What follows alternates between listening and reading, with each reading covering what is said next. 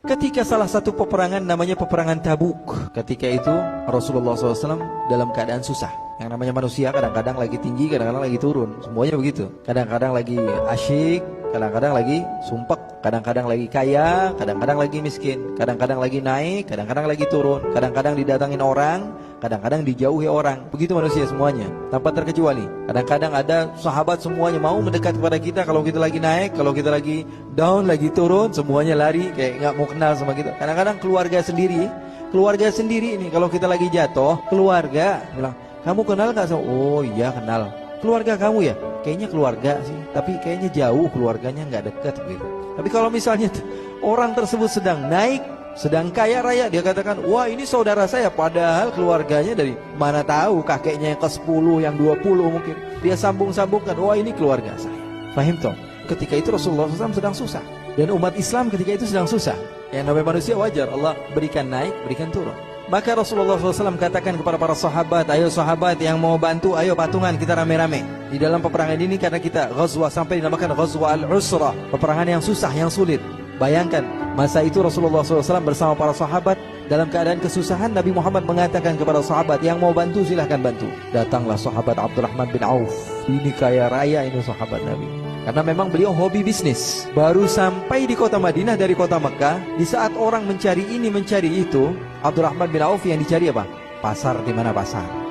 Pasar di mana? Dicari sama Abdurrahman bin Auf, pasar di mana? Ini dikisahkan di dalam beberapa kitab sejarah. Sahabat Abdurrahman bin Auf ketika datang ke kota Madinah, Rasulullah SAW menjadikan sahabat ini saudara kepada sahabat Sa'ad bin Rabi'. Jadi Rasulullah SAW punya sahabat yang dari Mekah disaudarakan dengan sahabat yang dari Madinah. Yang dari Mekah namanya Muhajir, yang dari kota Madinah namanya Ansar. Mereka yang memberikan harta, segala sesuatu yang diperlukan oleh orang muhajirin. Jadi Rasulullah SAW saudarakan, Abu Bakar kamu saudaranya Kharijah bin Zaid, Fulan bin Fulan diantaranya Abdurrahman bin Auf, kamu saudaranya Sa'ad bin Rabi'. Oke, akhirnya menjadi saudara, dibawa oleh Sa'ad bin Rabi' ke rumahnya. "Ini rumah saya, kita bagi dua wahai Abdurrahman, setengah buat kamu, setengah buat saya. Ini harta saya, kita bagi dua wahai Abdurrahman, setengah buat kamu, setengah buat saya. Ini punya saya." Segala sesuatu dia bagi.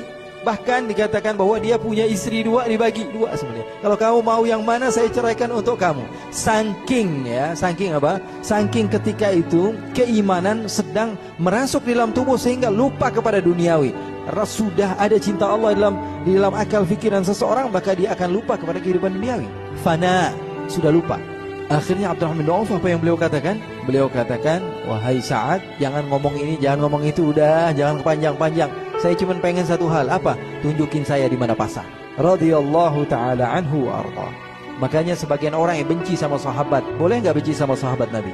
Hati-hati, sekarang banyak pendakwah sok-sokan seakan-akan mengajak kita, menggiring seakan-akan mereka ini menghormati para sahabat, tapi di dalam pesan-pesan mereka ingin menjauhkan kita dari sahabat Nabi Muhammad SAW. Nggak boleh.